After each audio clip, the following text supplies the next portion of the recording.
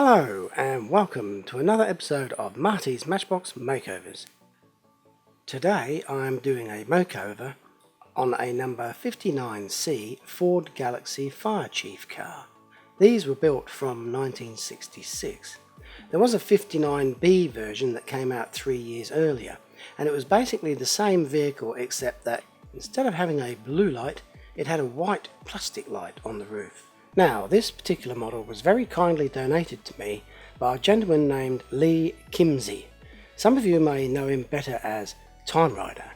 He also set me a challenge to see if I can make this light on the roof flash, as I did during my Denver fire truck makeover. Well, Lee, if you're watching, stay tuned and see what I come up with. As always, I start off by removing the base. To do this, I use a 4mm drill to drill out the heads of the rivets.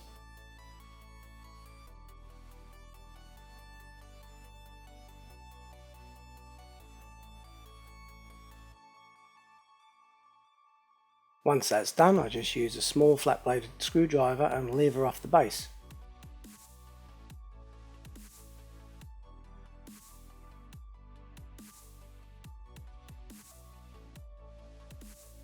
Next we pull out the interior. This greeny clear plastic thing is a suspension unit. It seems to be stuck to the base here, and ordinarily it would fall out quite easily. The windscreen assembly on this one is cracked inside. This is because most probably somebody pushed down on the blue dome light at some stage, and that would have caused it to crack. So to remove the windscreen assembly, I use a very shallow cut drill. It's a normal drill that I've modified so that I don't drill through the roof. Here's a picture of it next to a normal drill for comparison. And here's a shot of it in use.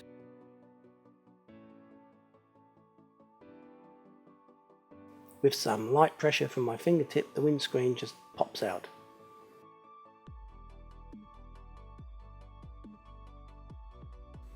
Now you can see more clearly how it's cracked. I shall be repairing this later. Only last thing is the blue dome light. This is very fiddly and can easily get lost, so make sure you keep it in a container as soon as you remove it. Here's a close-up of the tyres and wheels. For this makeover, I'm going to remove these wheels and give them a bit of a refresh. So to do that, I'm going to cut the axles off. I'll be replacing those also.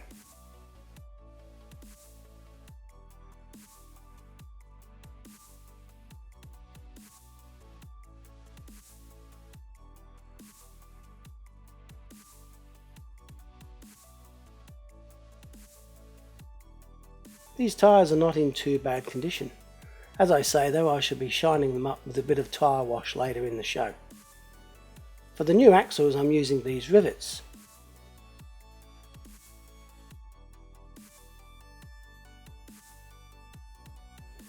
All you have to do is remove the shank from the rivet. Then you're left with what looks like basically an axle with one hubcap already formed. Now it's slightly larger than the original and it doesn't fit through the hole in the centre of the wheel. So it's necessary to drill out the hole in the wheels with a very small drill, not too much, we don't want any slack. We want a nice snug fit. So I basically get a drill as near as close as possible to the thickness of the new axle. To drill them out, I hold them above a wooden block so I don't damage my workbench. And after drilling it out, I do a test fit with the new axle. I think the axle ends look almost as good as the originals. These will make fantastic replacement axles. Now when I put this back together, I use a couple of small screws. So I always have to drill out these rivet posts and tap a screw thread in there. I've wrapped a bit of paper tape around my drill so I don't go in too deep.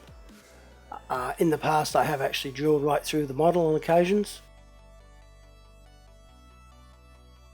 Use a little bit of oil, that helps the tapping process. That's the name given to the process where you're cutting the thread. You don't want to put too much oil in there though, because if it's full of oil and you try to put a screw in there, basically you run the risk of shattering the post, because as you screw the screw in, the oil's got nowhere to go and pressure builds up. So that's good to know.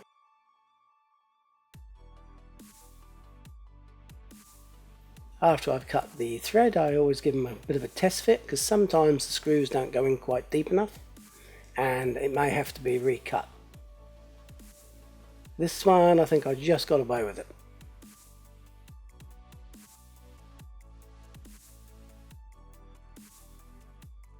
Looks good. Now for the rear one, that looks good also.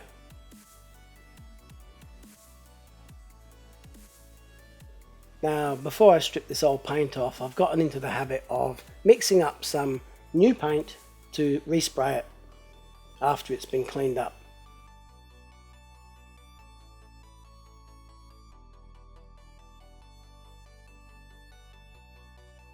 So before I strip the paint off, I mix up my paint, and then I can get almost an exact match as to what the paint was before I started messing around with it. So here I'm using some X7 Tamiya red and a couple of drops of Tamiya black, which is X1. And this black is really potent stuff, so I've just put a couple of drops in there, and instantly the red goes really dark. And I'm actually quite disappointed here, because I'm thinking I'm wasting a bit of paint because I've made it too dark. So I'll just dab a little bit on with a cotton bud just to give it a test to see, comparison shot. Yeah, I'm not happy, so back to the drawing board, and in this instance I'm using some fresh red paint, and I'm mixing in some of the darker red that I made before, because the colour I want is somewhere in between. So let's see how this goes. Oh, that's very close. That's much better. So I'm going to go with this paint, I think. Just have another shot here, a larger area on the bonnet. Yep, that looks almost perfect. So after I've mixed up the paint, I dilute it. Maybe put 1/3 of thinners in and mix it up just to keep it fluid, because it could be maybe up to a day before I get round to using this paint. So I put some brown masking tape over the shot glass there and seal it around, and that way when I come to use it, it's not dried out too much and will still flow through the airbrush easily. So now that I've made up my matching paint, I can remove the old paint. I just used some paint stripper for this from the local hardware shop. I've found it does a really good job, and I've stuck with it. I think throughout every one of my restorations now I've used the same product.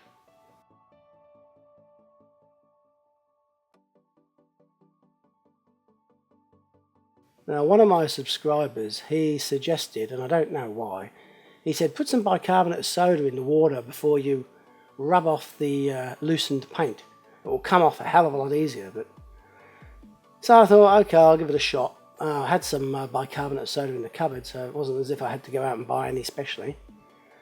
Should have used a smaller spoon, but lesson learnt. So I'll chuck a couple of teaspoons in there, and I don't know what it's supposed to do, but I did it because I could. And voila, I actually think the paint did come off easier, and the reason was, by the time it took me to go and get the bicarbonate of soda, the paint stripper had already done its work, and it had actually worked better than normal, because I left it sitting there for longer than I normally would.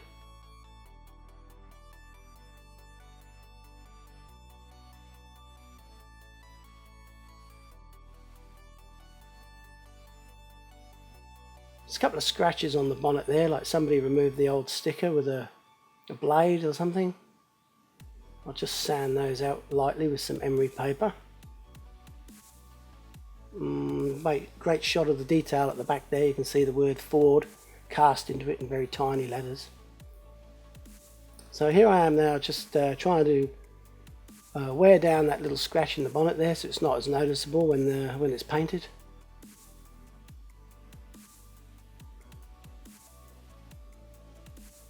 And then when I'm happy with that, I give the whole model a brief rub over with some wire wool just to scuff it up and help the undercoat to bond to the metal.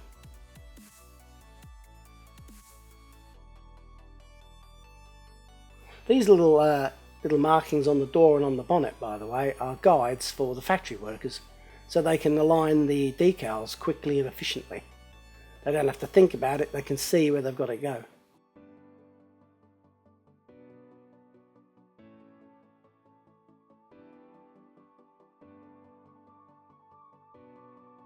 So I reckon that looks about ready to be undercoated.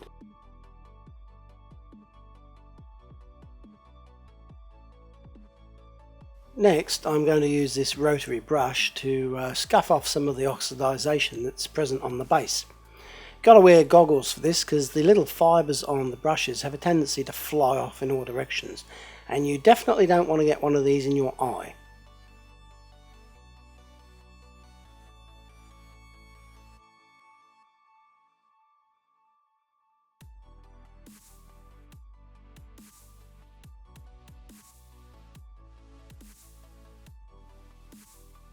So these brushes are probably not very high quality. The silver one doesn't really seem to be doing much. I swap it out for the brass coloured brush, and that doesn't seem to do a better job either. So at least I've got some of the oxidization off, and it should look better for it.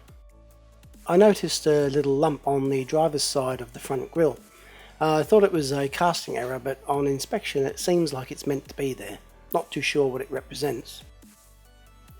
Now let's have a look at this windscreen that's cracked, needs repairing. So I'll give it a bit of a wash in some hot soapy water to begin with and dry it off.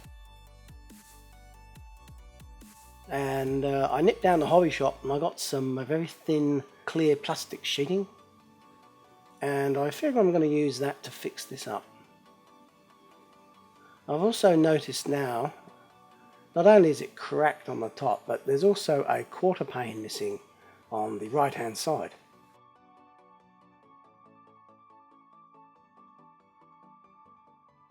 So I've got this clear styrene sheet, 0.25mm thick, and I've got this Formula 560, the world's best canopy glue, it says, dries clear.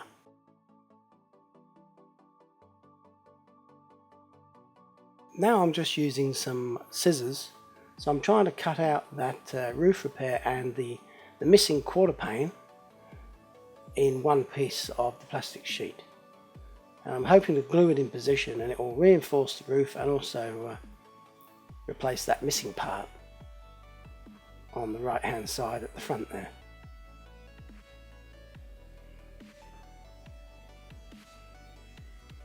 So it didn't take me long, I just did it by eye, and I guess I got lucky. It seems to fit really well. So now I'm going to use this, the world's best canopy glue. I'm hoping and praying that it does in fact do as it says and dries clear. So time will tell. And if it doesn't, I'll be taking it back to the shop and asking for my money back.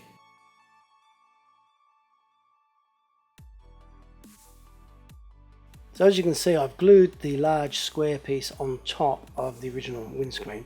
That's going to like bridge the cracks hopefully and prevent them from spreading. And here for this quarter pane, I guess that's what it's called, I'm just running a bead of this glue between the windscreen and the new little panel of glass there I've made.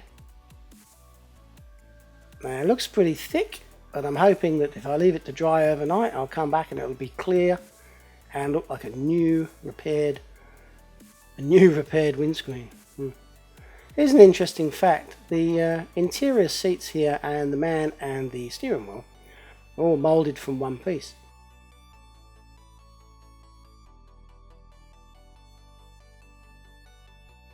So in the factory, the people that were preparing the interior to be fitted in the car must have like swung the driver up like that and then pushed the steering wheel down and clicked it in. And that actually held the driver into position. And then this interior could be fitted in the car. It's a great idea by Matchbox. This suspension block needs to be straightened because over time it's started to develop this sag and the suspension doesn't work particularly well. If I show you it's curved, it should really be flat or even curved in the opposite direction to which it is. Now, I'm a bit of a novice at doing this, so I'm just experimenting with some near boiling water. Fingers crossed it doesn't melt and go banana shaped.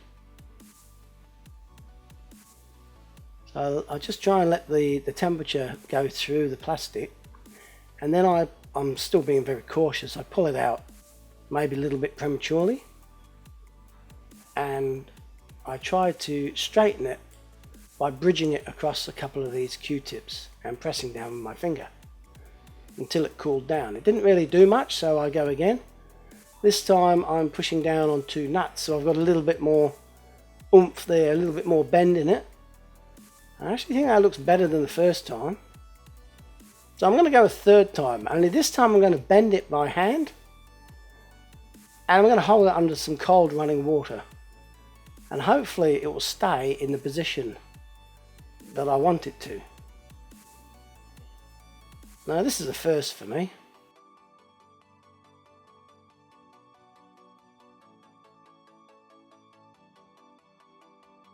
Let's see how it turned out. Actually, it's not too bad. It's almost straight. It's definitely not bent like it was before. And so now I can click this back into place. And that's basically the interior and the suspension finished. Here's a quick demo of this new camera stand that I got. It's pretty cool because I can use it in my booth and then I can swing it back out over here and do some overhead shots if I wanted to. Now there's a link for this camera stand in my description if you're interested in looking into getting one yourself. And apparently if you mention my name you'll get 20% off, so go for it. Now I'm going to paint the base. Now that it's been scuffed up with those wire wheels, I'm just giving it a light coat of this spray can of silver and clear the nozzle, invert the can and clear the nozzle, always a good idea. And this paint, I've used it before and it looks great. It's got this lovely finish on it, like cast aluminium kind of look, and it just looks really neat and clean.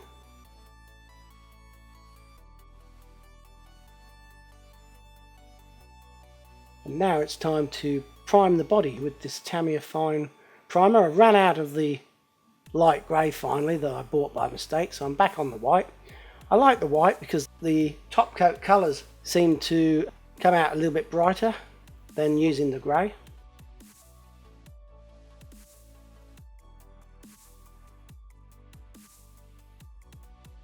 And I'll just leave it there to dry. Dust-free environment, hopefully. After the undercoat is dried, I give it a quick check out to see if there's any obvious dents or pits in the bodywork that may need addressing. It's also a great time to admire the detail in this model. Look at that vent there on the bonnet in front of the windscreen. So much detail. It's amazing. This red paint I mixed up, it just looks gorgeous going on here. I knew I'd nailed it as soon as I started painting because look at it. It's just a beautiful colour. Lovely dark red. So I'll keep going, apply a few more coats. 1, 2, maybe a third. And there's no top coat required. This Tamiya paint just dries really glossy if you put on a nice coating. Here I'm just trying to show you the high shine finish on this paint. This is achieved without any top coat varnish whatsoever. Okay, now it's time to spruce up these wheels and tyres. Just give them a quick lick of tyre wash, which is Tamiya X1 Black. It's mixed with some thinners to make it into a wash. and you just apply it with a soft brush and it just kind of rejuvenates the wheels. After that, I fit them to the replacement axles and out to the shed to reform the axle ends.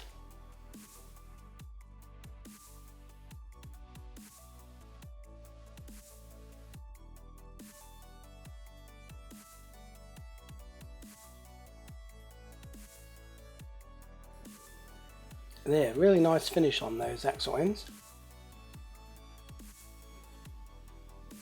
Now for the decals. I'm trying to make some decals for the doors. I ordered some online but they haven't arrived. I'm going overseas soon and I needed to get these videos out, so I am trying to make my own to speed things up. I've got a matrix here of different reds displayed on the screen. I've printed them out and I'm comparing them with the colour on the model. This way I can compensate for the difference in the printed image and the image that is shown on the screen. So when I'm suitably satisfied with the colour of the decal, I print some out on some white backed decal paper and seal them with a Tamiya top coat. I cut them out as close as I can to the edge. I've printed them with a red background, so hopefully it will blend into the red on the vehicle. This is because I can't print white. After soaking the decal in some warm water for a short while, the backing paper becomes loose and I can now slide the decal off of the backing paper and onto the model. I then use a dampened cotton bud to move the decal into position.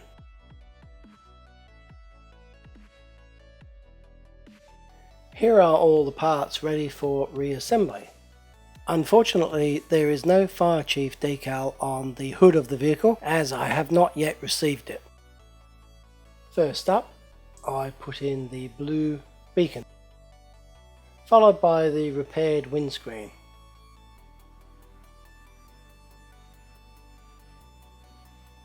Next, the interior that's been cleaned, the suspension block that has been straightened, and the base which has been resprayed. It's all secured with the two colour match screws, which I think look awesome. I'm happy with that. So this is what we started with. Not too bad, no obvious damage other than the broken window glass. The tyres and axles were a bit shabby, the blue beacon was scuffed up a bit, the paintwork showed play wear and random chipping, and there was some damaged and missing decals. And this is what it looks like now.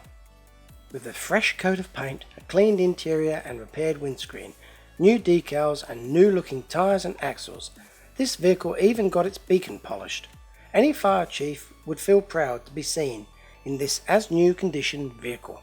Here's Fire Chief Kimsey on his patrol. He believes that this factory may be on fire and he puts the call out for emergency attendance.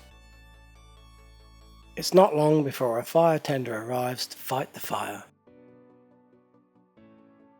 Fire Chief Stevens arrives to assist, but this is a case of too many chiefs and not enough Indians, so he decides to leave. Morning has broken and the fire is out. The firefighters can now head home to their families who have been sleeping all night, blissfully unaware that their loved ones have faced peril whilst fighting fire.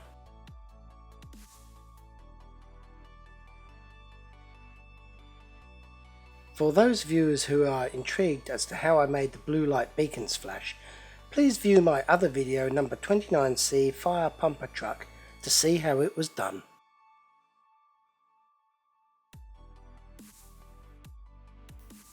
Please stick around till the end of the video for an announcement.